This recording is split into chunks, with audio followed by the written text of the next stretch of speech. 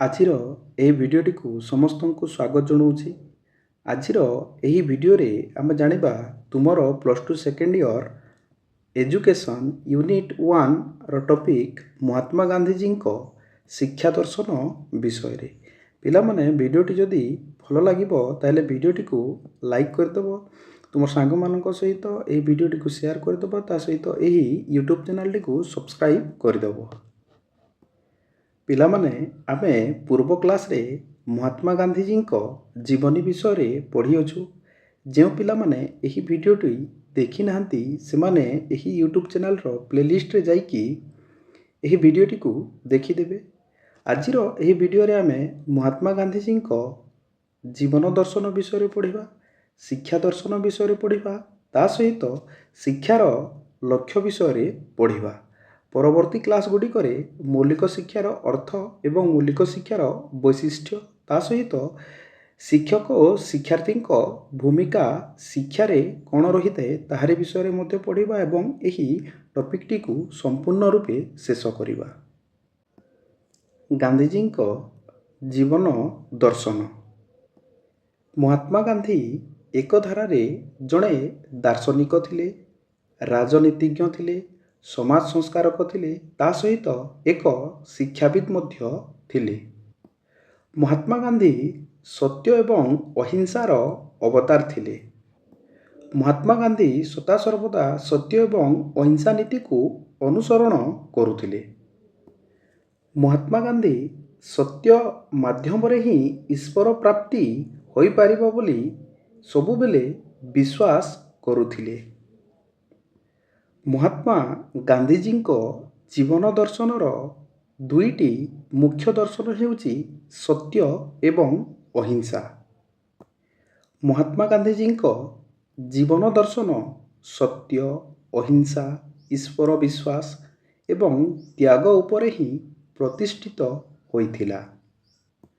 ମହାତ୍ମା ଗାନ୍ଧୀଜୀଙ୍କ ଜୀବନରେ ଆଧ୍ୟାତ୍ମିକତା ଏବଂ ରାଜନୈତିକ ମୂଲ୍ୟବୋଧର ସମାହାର ଦେଖାଯାଇଥାଏ।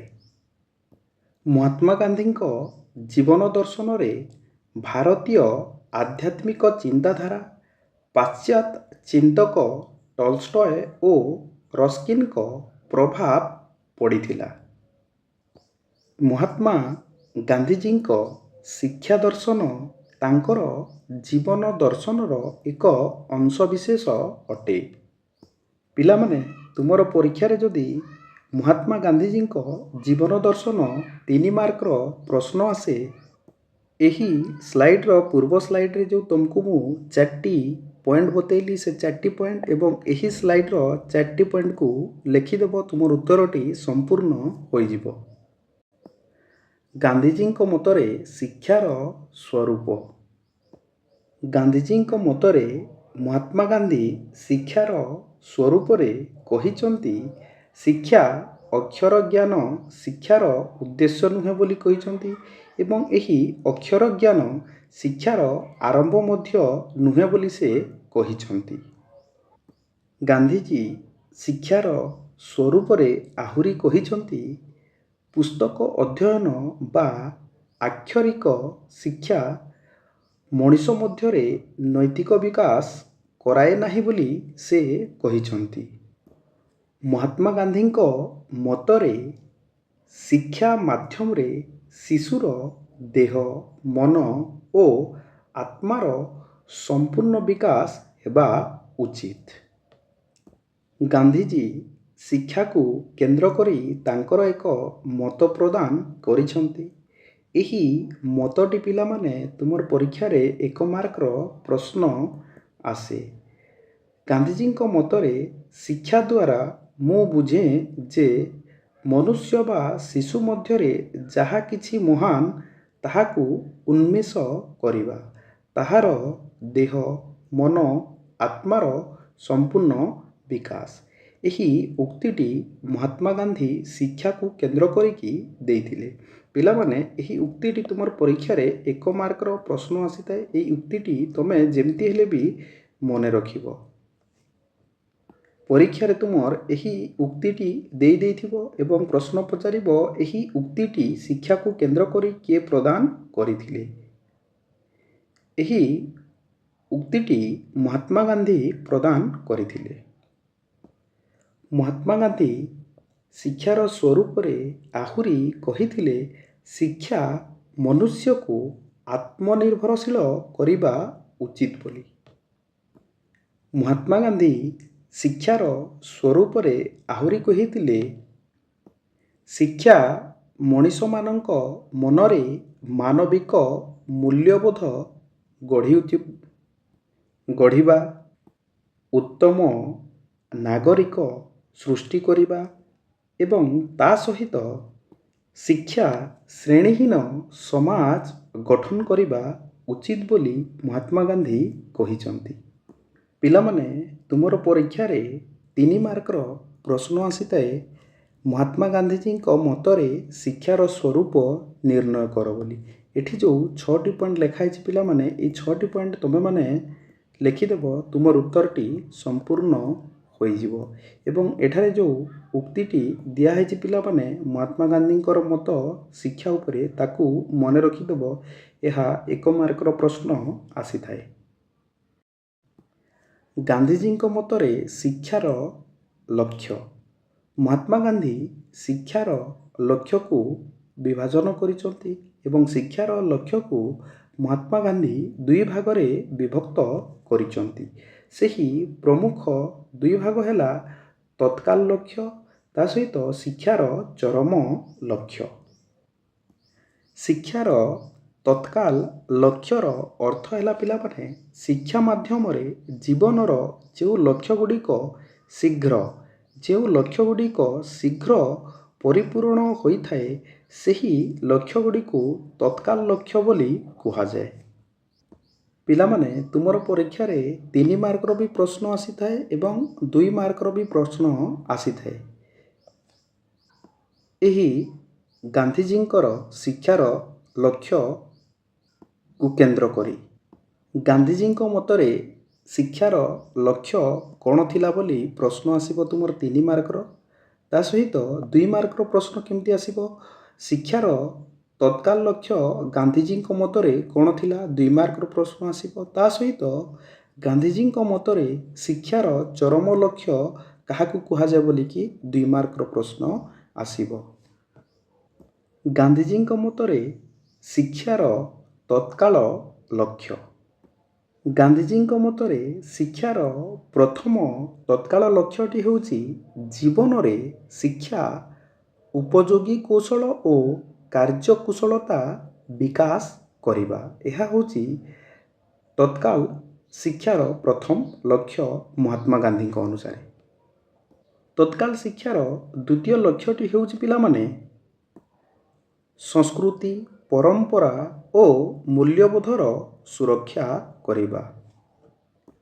ଶିକ୍ଷାର ତୃତୀୟ ତତ୍କାଳ ଲକ୍ଷ୍ୟଟି ହେଉଛି ସର୍ବାଙ୍ଗୀନ ବିକାଶ ବା ଛାତ୍ରଛାତ୍ରୀମାନଙ୍କର ଦେହ, ମନ ଓ ଆତ୍ମାର ସମ୍ପୂର୍ଣ୍ଣ ବିକାଶ କଥା କୁହାଯାଇଛି।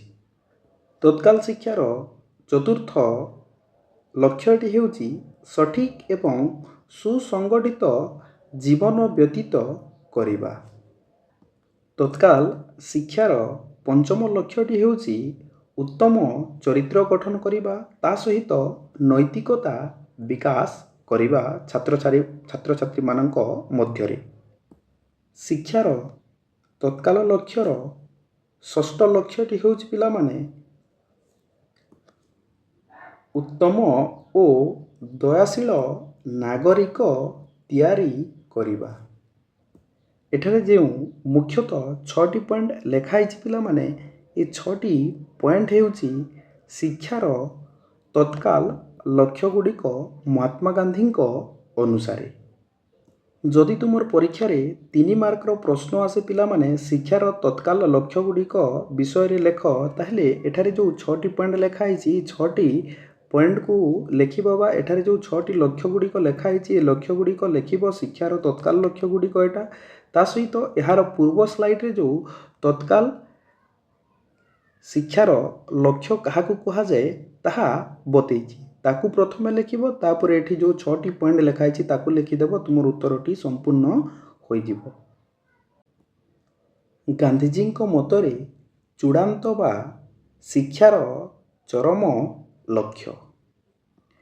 ମହାତ୍ମା ଗାନ୍ଧୀ ଜଣେ ଆଦର୍ଶବାଦୀ ଦାର୍ଶନିକ ଥିଲେ।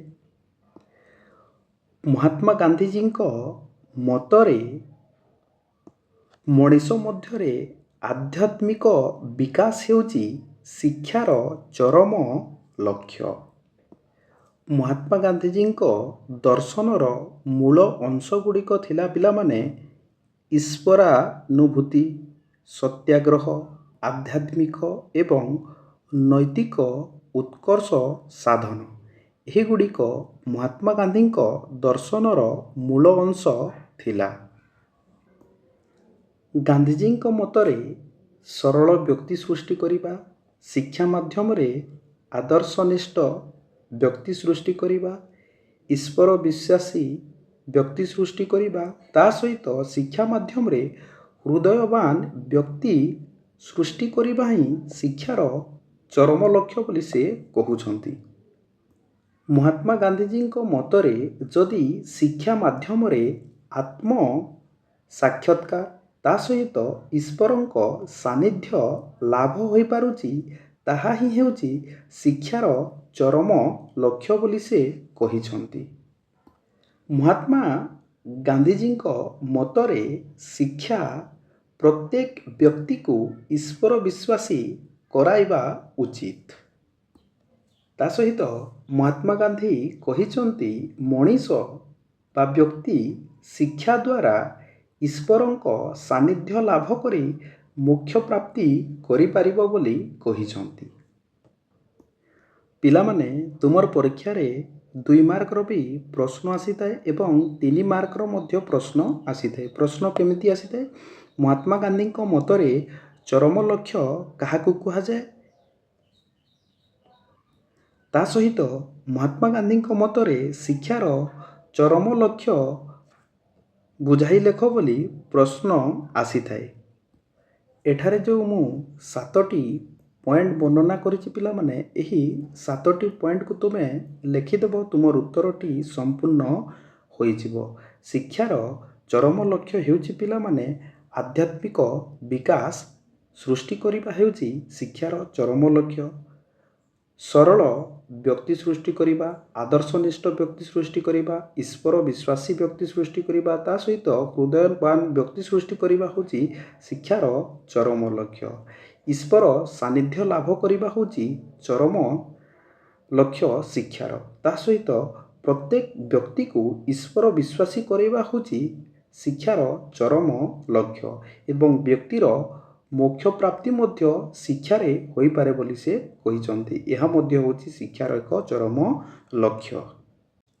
ଆଜିର ଏହି ଭିଡ଼ିଓରେ ଆମେ ଜାଣିଲେ ମହାତ୍ମା ଗାନ୍ଧୀଜୀଙ୍କ ଜୀବନ ଦର୍ଶନ ବିଷୟରେ, ତାଙ୍କର ଶିକ୍ଷା ଦର୍ଶନ ବିଷୟରେ, ତା ସହିତ ଶିକ୍ଷାର ଲକ୍ଷ୍ୟ ବିଷୟରେ।